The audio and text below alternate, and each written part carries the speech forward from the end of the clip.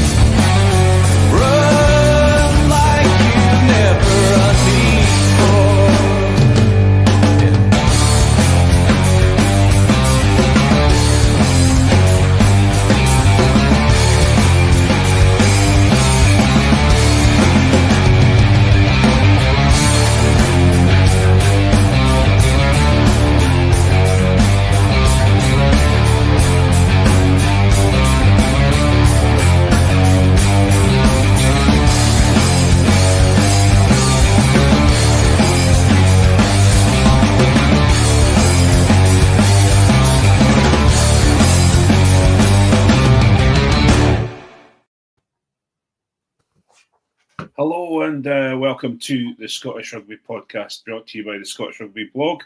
I'm Craig Manson, and joining me tonight on the pod is a group of guys, some of which should have been included in our group chat, and one who was added by mistake. They are Welsh Secretary Jonny McGinty. Hello, Jonny. Hello, good to see you. How do I get stuck with the Welsh? Because you keep going and winding the Welsh up all the time on Blue Sky. But Minister of Prop Aganda, Allan MacDonald. Hi. Evening, Allan. And our own very own border czar, Mark Riley. How you doing, Mark? I'm very well, thank you very much. Well, gents, it's been a busy day selling motorbikes today, Sorry? Craig, is it? Sorry? It's been a busy day selling motorbikes today. It has been an awful week this week. Let's just say that my sister dealership have been setting the heather on fire, and we've been watching them from afar, thinking, "Oh, it's awfully cold over here." So it's not been great this week. So I've had plenty of time to make up some amazing puns just for the and actually, mind you, wait till you start seeing what some of the questions I've got, and you'll realise I've not done very much for the pod. It's been mostly other things I've done. But what we've been up to this week, then, lads? Jonny, you were dancing about on the rugby field, were you not? I was, yeah. It was local derby this weekend, so we had some of the old heads out, which was interesting. Not as interesting as some of the other games. Some of the other games in our division, which we might get a chance to talk about later on. One particular interesting outing for one of our local friends on Saturday afternoon. Is that a post-Patreon discussion, Jonny? It might be. I don't want to humiliate anybody. And somebody was on the receiving end of a defeat that they probably shouldn't have been on the receiving end of on Saturday. So. And Allan, what have you been up to this week? So usually it's not very much, but I was in Paris the weekend. Woo! We've been in Paris. It's very, very Tory, I tell you. It was on a voucher. It's still allowed. Although £12 a pint was, I turned into a mother. I was like, £12 for a pint? Just start with red wine and you'll be fine, because it's cheap as chips, is it not? Yeah, it's like 50p. Yeah, over there. 50 quid for a bottle of Sancerre, but that was quite close to the Louvre, so that was maybe my own fault, that one. Tell you what, incredible eyesight in Paris, I always think, Allan, because they saw you coming a mile away. I did think the ink was wet in the menus, Jonny. That was maybe it. Well, you know, that's for a menu in English. That's mistake number one. I was up. Français, mais comme j'ai le parle comme un vache espagnol, comme ça le fait. I almost put on an Ian Hay accent there for a second to say something. I realised, whoa, let's roll that in from last week. And Mark, have you been busy getting a skip to empty the house, or have you been packing it up? I'm just, bits of maintenance and cleaning and getting it ready for the absolutely zero views I've had. But c'est la vie. But no, last weekend was away watching the women's game, so it was a nice relaxing weekend to get away from the house and such. Yeah, and messaging us pictures of the inside of the Roseburn, which is a proper, if anyone has never been to the Roseburn, it's a proper old school Edinburgh pub that's got its own wee glass. You've got your partitions along the bar, and you've got usually on a Saturday when we've been in, I think Jonny, you were with me at one point, and there was the boy sitting watching the football scores, and he had his paper out, and he was checking his coupons and everything like that. So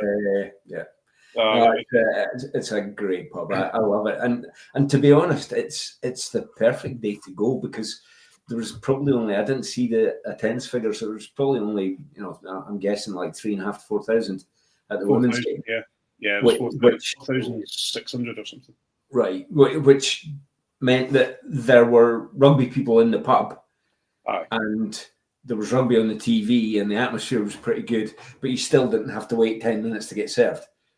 It was still quiet enough with the atmosphere. Yeah, really enjoyed it. Great day out. Yeah, and we'll come to that in a second. We'll come to that in the Patreon part of the pod, actually, about Scotland v Wales. But if you're a fan of the podcast or you listen regularly, our podcast is part of the social network, sports social network. Please don't forget to give us a follow or a like on your favourite podcast app. If you're watching on YouTube, please hit the subscribe button, and don't forget to give us a follow on social media. Alan, the thing is, I got the beginning of the pod correct this time for the first time in ages, and now I'm absolutely messing up the bit that Rory wrote down for me. That's the difficulty. You get past about your trouble, and you just relax too much. That's what it is. I just you know what it was? It was hubris. I got myself far too. I'm cracking on with this. This is good. I even got a bit of a laugh from Jonny, and now I've ruined it. Hubris followed by nemesis. What can I say? Is that professional medical advice as well, Alan? You get past the troubling bit and then you just relax too much. You might like to think so, Jonny. I couldn't possibly. You can find all the links to our site. Don't forget to, if you're watching on YouTube, I'll start back again. If you're watching on YouTube, please hit the subscribe button, and don't forget to give us a follow on social media. You can find all the links on our site, www.scottishrugbyblog.co.uk. If you're listening on Apple and like what we do, please leave us a review on Apple Podcasts. We do a little bit extra every night, every Thursday night for our Patreons. If you'd like more content and you want to support what we do, you can subscribe to our Patreon from just £2 and that gives you access to our super secret Facebook group in the second part of tonight's podcast, where we get a little bit looser, and Jonny will regale us with stories of interesting things that are going on the pitch, it makes me realise that I'm quite glad that I retired when I retired. But it's a story about the Madras Hillfoots game on Saturday. So if you don't know the score or what transpired in that game, I'll fill you in. It's wild. And I'll enjoy I'll enjoy telling us what whenever somebody mentions Madras, what Jonny and I's exact response will be about Madras. So anyway, but those of you we can't give them the full name until we get to the Patreon. We really can't. Is it Kiss Madras? Sorry? Is it Kiss Madras? that was a pal that he said that was going to be his curry restaurant if he ever opened one. It'd be called Kiss Madras. Nice. and the thing is, tonight it seems to be a pun pod tonight, so we're going to be interesting to see how the puns go on. So we'll move on to 10 minutes in, and we're starting to get in there, so it's pretty good. We'll move on to the news, and holy John DL. The Lions coaches have been announced, and John DL is the even though the Scotland forwards are underpowered and apparently not that good, John DL is now the new has been announced as the forwards coach for the Lions. If if we're going to do puns, can you at least say bloody hell? Or holy DL. Can I just say, by the way, our very good friend and sometimes contributor, Rhiannon Garth Jones, is going to be listening to this pod, and there's nothing that she hates more in the world than puns, and she's going to be so angry. I tried really hard to not get involved because I knew I would get the brunt of it, but I cannot stop myself. I really like Rihanna, and it pains me that she would just hate me because I am She a man hates that makes a puns lot so of shit. much. A lot of bad puns. I'm so sorry. 12:36. Well, let's just make sure that we dedicate this to Rhiannon Garth Jones, and we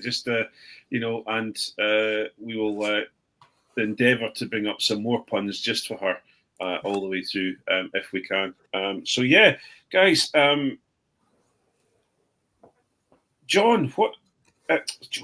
Mark, what is he going to bring to the Lions squad? He's not the Scotland coach we expected to be going on the Lions tour, but wow, what an appointment! I was genuinely surprised. I thought Danny would be going. Yeah, I don't know. The cynic in me thinks that it's possibly because he's perceived to have got so much out of an underpowered front eight. That's all I can come up with, because I mean our pack holds its own. I mean, they're not. I mean, it's irrespective of the nonsense that you read about them being low measured and underpowered and light and all of that, they're not. So he must be doing some good stuff. But no, I mean, I'm genuinely surprised. I don't think John Dale's a bad coach, but I didn't have him in any way, shape, or form going with the Lions. Yeah, and I think that's the interesting point, is that he is, and we always get a left field Lions coach. Usually we get some. Yeah, well, I was just about to come on to that actually, Allan, and well, the other alternative as well is if they wanted a forwards coach. The only other one that's been around for that length of time is Humphreys down in Wales, and I have opinions on him that are best kept for the Patreon. Yeah, very much so. I've met him as well, and yeah, Patreon. Well, no token Welsh coaches apart from maybe you could call Easterby a kind of Welsh coach because he lives there, future Wales head coach Simon Easterby. Future Welsh head coach, supposedly. But apart from Billy Millard, who's just resigned from Harlequins coaching staff, and he's going somewhere to progress his career, so that'll be an interesting one as well. But anyway, that's a different story, and that's about the English Premiership, and who gives a rat's arse about the English Premiership? You just don't think we should talk about inferior leagues. Yeah, well, that's very true, very true. But Jonny, I was going to just Wigglesworth attack ? Now Wigglesworth, don't get me wrong. DL is incredibly well liked by Scotland team members. He's well spoken of, and he was very much set up. Andy Farrell, I listened to a bit about Andy Farrell, and he was saying that Gregor Townsend, he contacted Gregor Townsend, and Gregor really, really sold him on the idea of having John DL there, and I'm sure Xander Fagerson, Jamie Ritchie, etc. Are incredibly happy that he's going, because it increases their chance by 10-15%. But Jonny, Richard Wigglesworth now, a very, very strong coach. He's somebody who's incredibly dedicated and has done a few good things with different teams. But I never really thought of him as a really exciting attack coach. Yeah, I don't know if it's the fact that we've all still been burned by the Sean Everett saga, but he's listed by England as just a senior coach. He hasn't really got a role. They just call him England's senior coach, which I think is what Edinburgh called Sean Everett when he arrived. So I don't know if it's just because of that and all that whole debacle, I'm a bit like, so what's his job? What's he doing? And in fairness, he's not Johnny Sexton, so he's got that going for him. That's a plus point. But I don't know, he's not the person I would think. Same as John DL. I don't think he's a bad coach. I think he's probably a really good coach. I think he's really well liked. He certainly was when he was a player at Saracens. But he's not the coach I would have expected to see get taken. Johnny's senior coach and he's no impressed. I read the BBC release about Wigglesworth particularly, and they were bigging up the fact that England scored an average of 5 tries a game in the Six Nations, where it had been 2.7 tries a game in their Autumn Nations. Yeah, but they scored an average of five tries in a game because they scored so many against Wales. 10 against Wales, 10 against Wales and 7 against Italy. Yeah. I have a That's the theory. story they're painting, though, right? I have a theory that actually, look, for all the good Joe Smith and all the renaissance that they're claiming in Australia, they really want Australia to have a fighting chance. We've picked Richard Wigglesworth as our attack coach and possibly John DL as our forwards coach to give them a fighting chance.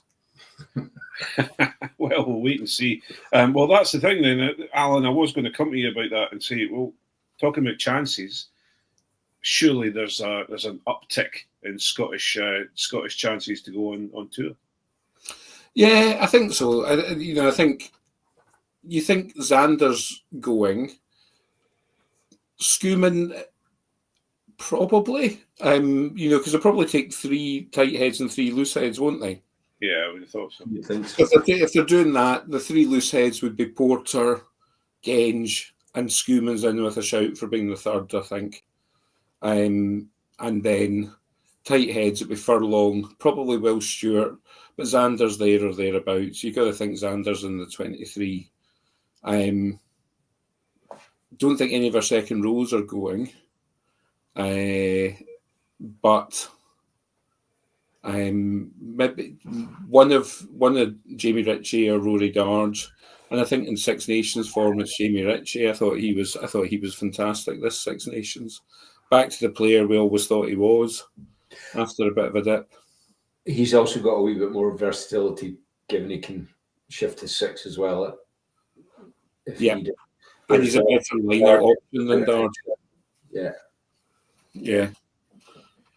It will be interesting. I think the one thing I will pick you up on, however, is that Ty Furlong hasn't played this Six Nations, and Xander has played pretty much 80 minutes every bloody game that he's played for Scotland, and he's performed incredibly well. So I would say Xander's got a very, very good chance of being a test lion. I would hope anyway. I think he's going to be. He's going to be a test lion. It's whether he's wearing 3 or 18. I think. Furlong's one of these players, a bit like Shione, who, if they can prove their fitness, improve their form, you've got to think will be in the squad just because of their body of work. And I think Shione's in there as well. And Furlong's Irish, right? Let's be quite honest about it.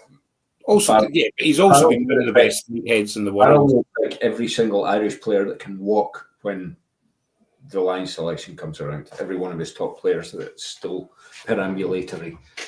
I think Farrell will be wary of the Clive Woodward 2005 thing and picking players that are past their best. That's it. Furlong might not be at his absolute best, but he has been one of the top tight heads in the world for quite some time. So I think if he proves his fitness, he goes. And whether he's providing impact from the bench or starting, I think you start Xander because you know Xander can play 80 minutes if he has to. So if he has to come back on if Furlong gets injured or whatever, I'm obviously biased. And then Jonny, there's it was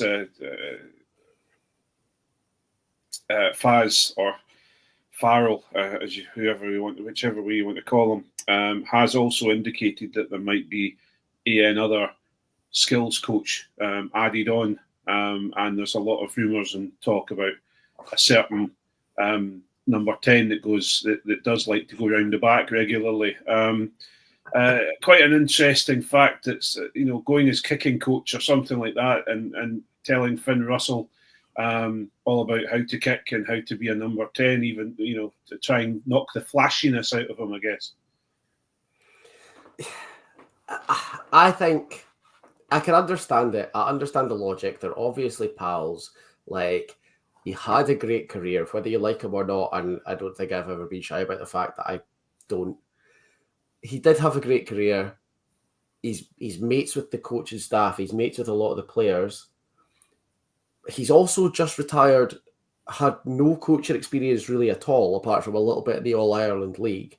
Wait a minute. He coaches referees regularly. Come on now. But in the 18 months or whatever since he's retired, he's also written a book where he goes through all of the other teams. Like, he doesn't hold back on anybody in the book that he's just written. So I don't know how comfortable of a time he would have, given that a lot of the players that he slagged off in his book are still playing and might well be on that tour. Like, you've got to have a fairly special opinion of yourself to think, yeah, no, that's fine, don't worry about that. Which he probably does, because he's never been short of that, to be fair.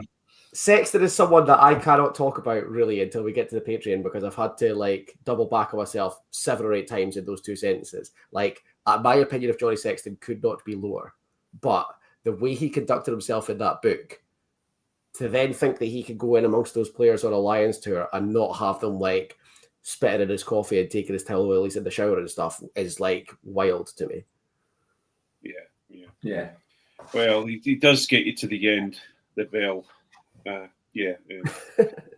anyway, we'll move on.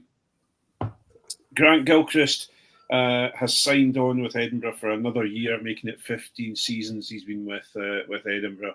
A glutton for punishment, or maybe. Can I just say really quickly that my watch just buzzed and I was like, who's trying to get in touch with me? It's nothing. It's a thing to say, your device has just identified potential signs of stress or excitement, which is what happens when you make me talk about Jonny Sexton. Particularly without swearing. Yeah, he's been trying to keep it down. So Grant Gilchrist has signed on for another year with Edinburgh. Pretty much good business in it, and he's still playing for Scotland. So surely, Mark, he's it's worthwhile keeping him around for another year at Edinburgh. Yeah, I mean he's a good, solid player. To be honest, I think 15 years with the same club probably tells a story. Yes. And I can't help thinking, I know we've discussed it on here before on the pod, that must be a nice, comfortable option for him. Well, it's one more year, and that's it, and I would have actually liked to have seen him either go to Japan or go to France and actually, get a bit more experience, I guess. But I suppose is he at the end of his playing career? I don't know. Yeah, Edinburgh did him proper dirty as well. Sorry, I got 2 of you there for a second. Jonny, go ahead. As I would say, Edinburgh did him proper dirty with the announcement, because did you see their social media announcement? It had the 2 shirts, a number 1 shirt and a number 5 shirt hung up together, and it said 1 more year loading. And this was before they announced it. It was him. I think they put that up an hour before they announced his extension. And it was just an hour of comments being like, oh, yes, another year of Wes Houston. That's what we really needed. We're really short in the back here. I'm so pleased that he's signing. And then they had to be like, oh, yeah, actually, not him. It's another year of Grant Gilchrist. Sorry, everyone. The thing is, sorry, only go. I think he should have gone and dogged it out. Go and live in Nice and play in wherever, Clermont-Ferrand or somewhere like that for the next year. Make a bucket of money and get a suntan and learn some of the real hard truths of nasty rugby. I think Edinburgh's too easy after 15 years. Yeah. Well, the thing is, I've never been in a job 15 years, for God's sake. What's he going to do with these dash-ons, though? That's the problem. And they can get a passport. They can get their vaccinations and their worming and go to Nice. It's all good. Is it not much harder now, though? You can't. I think you can still do it. I've not looked into it. We get house sitters when we go. It's great. The issue was never getting them in. Sorry? The issue was never taking them there. You had to get the passport, but the issue was bringing them back. You had to France. You had to get them warming tablets before you brought them back into the UK, even if they'd been warmed over here before they went. 2 weeks later, they're giving them another one. It was a money-making scheme for French vets. Well, there you go. There's no reason for it. They didn't have to get any extra injections or anything like that. The knowledge that we bring our podcast listeners is quite something. I wish I'd warmed the children when I brought them back from France. It would have been easier. But anyway, yeah, I'm saying it's I'm saying nothing. I've got a story. I'll tell you in the Patreon about number one son later on, because I'll have to swear at this one. But anyway, we'll move on. Scotland have announced their team for the France game. Evie Gallagher obviously is out due to a dubious red, and we can talk about that at another time, because not that she was pushed, but she was pushed. Jade Conkle is in at number 8, and then again, I'm going to have to talk about this because I can. How Fife favourite Molly Pullman is joining cap number 1 Adele Ferry on the bench, and nice. I need people to understand. Wait until you see this young tight head prop, Molly Pullman. She is going to be a Scotland stalwart. I can guarantee you. She is phenomenal at what she does, and I'm really impressed. And also the impressive start. The way that Adele Ferry came on okay for a very, very short time on Saturday, but two lineouts far better than the male counterparts in the Scotland team under a lot of pressure. So yeah, not that we like talking about the How Fife on this podcast, but two house stalwarts, and glad to see them on the.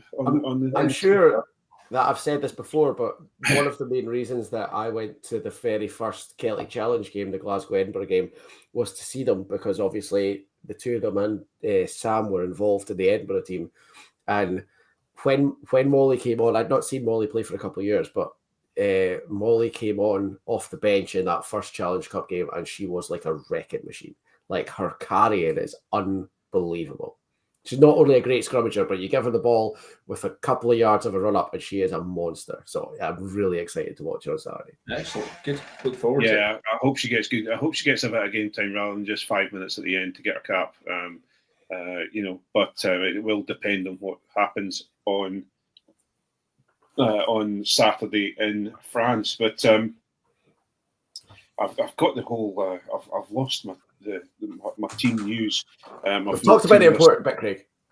We've talked about the important bit. So we might make it a tight 30 minutes and then move over to the Patreon for the Scotland game and have a bit of a discussion about. We won't do anything about Edinburgh and Glasgow games that have passed at the weekend. Will we touch on them at the moment?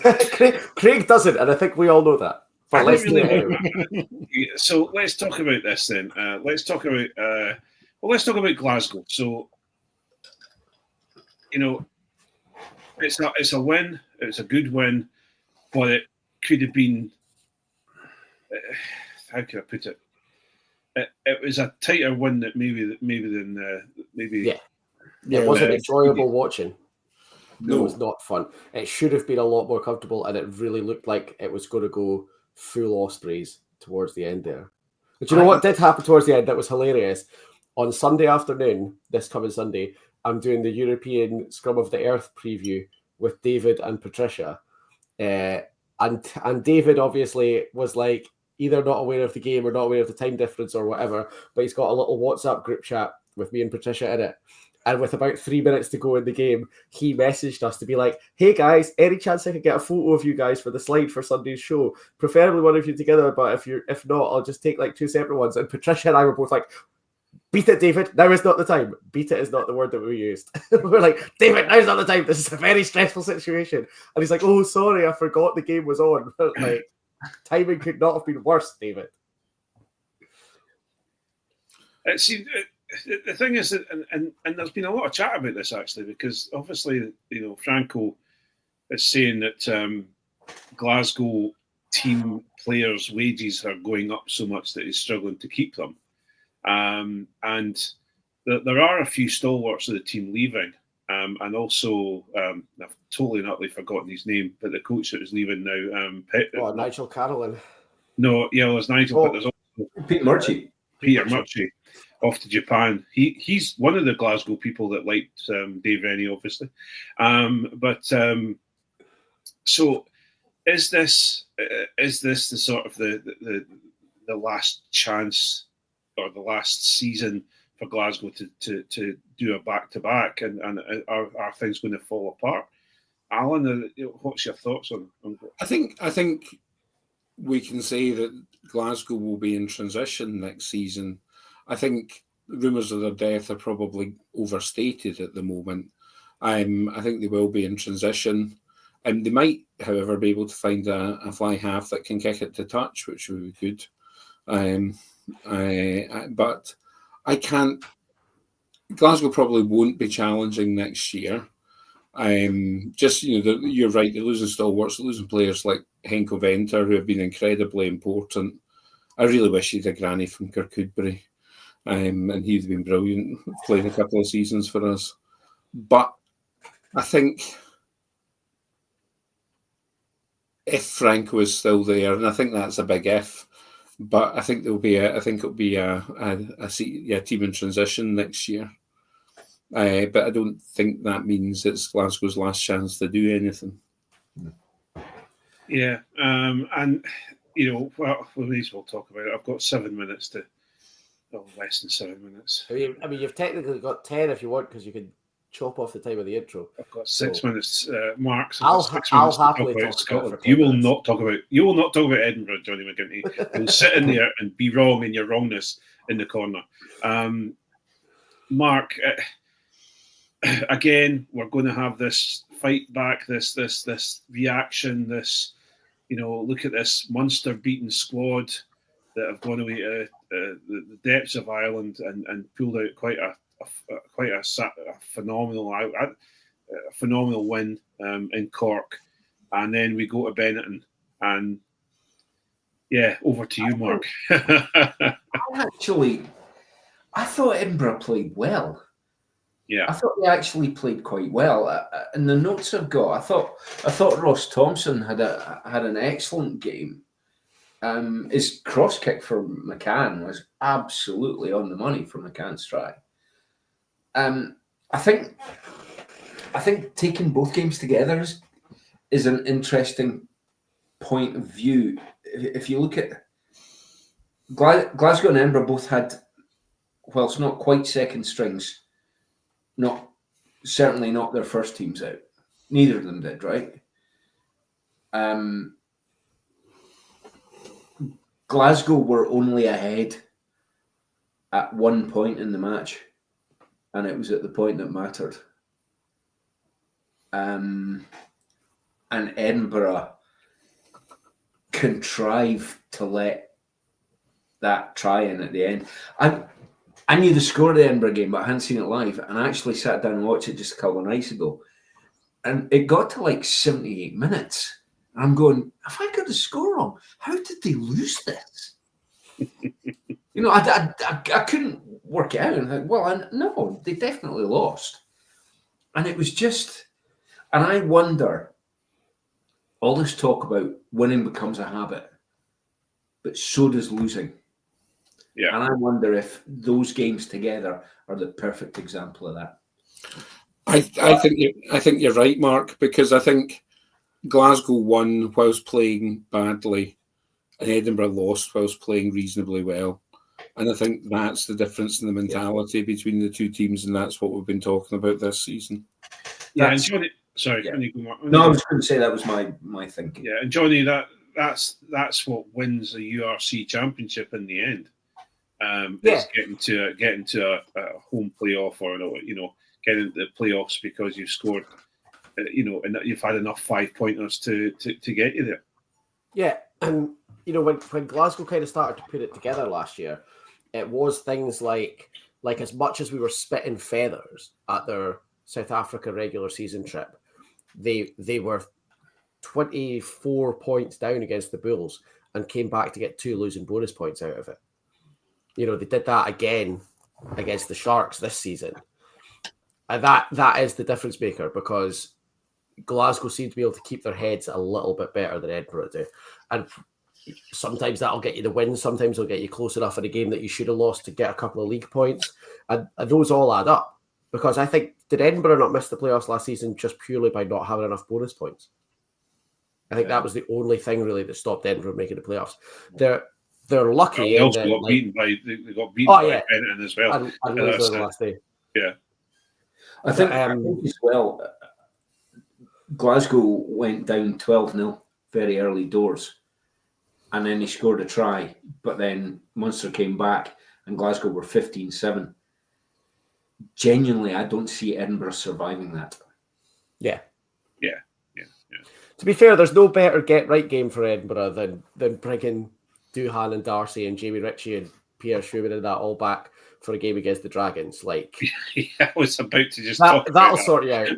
Yeah, that's going to give Sean Everett another week of well, you're doing all right, mate. You're okay, you're fine, and then back to the doom and gloom. Well, he says really, really, with his fingers crossed, because saying something like that and then seeing Dragons getting their one win of the season against Edinburgh at the bloody Hive with all the Scotland players playing for them, etc. It'll be interesting. But yeah, so as everyone knows, Friday night lights at Edinburgh. I think I'm right saying so, against Dragons, and then Glasgow. Who are Glasgow on? It's the Lions. Isn't it? Yeah. So it will be interesting, and we will no doubt talk about them next week. So we're going to call it a day to the public at this moment in time. So the free-to-air part of the pod is going to finish up now. Sorry, on you go. Sorry, I got some that just an absolutely fantastic clip that you might have seen, and I didn't want to leave it to the Patreon because I thought it was worth putting out on the public. If you haven't seen it, the clip of Haddington winger Blair Ross deliberately heading a ball forward. Yeah, I've seen it. Yeah. And then gathering it himself and scoring. Absolutely mind-blowing. It's just, I mean, not just hitting his head, we've all seen that, but actually giving it a proper header forwards by a few yards, gathering the ball and scoring. Absolutely incredible. So if any of you out there in rugby world have not seen that, look up the clip. Fabulous stuff. Wonderful. Well, on that fabulous thing, we will move on and go into our Patreon. Ladies and gentlemen, thank you for joining us, and thanks to Jonny, Mark, and Allan for joining me to talk about the news, etc. We're going to move on to our Patreon and talk about Scotland v Wales. And if you fancy joining us, if you go to www.patreon.com/Scottish Rugby Podcast. Or pod, I think it's. You podcast. Can join our Patreon and listen to get more chat and more. Let's just say Jonny can tell more of his stories, and we can all loosen our lips about Jonny Sexton in the Patreon part of the podcast. So thanks again, and we look forward to speaking to you next week. And we'll go at that point. Thanks very much. Cheers, folks. Thank you. We're all waving, but I don't think that works in the audio format. Wave. No, you just have to do like Roy Kent. Whistle. Wave. Whistle. Wave or particles? Is it a duality?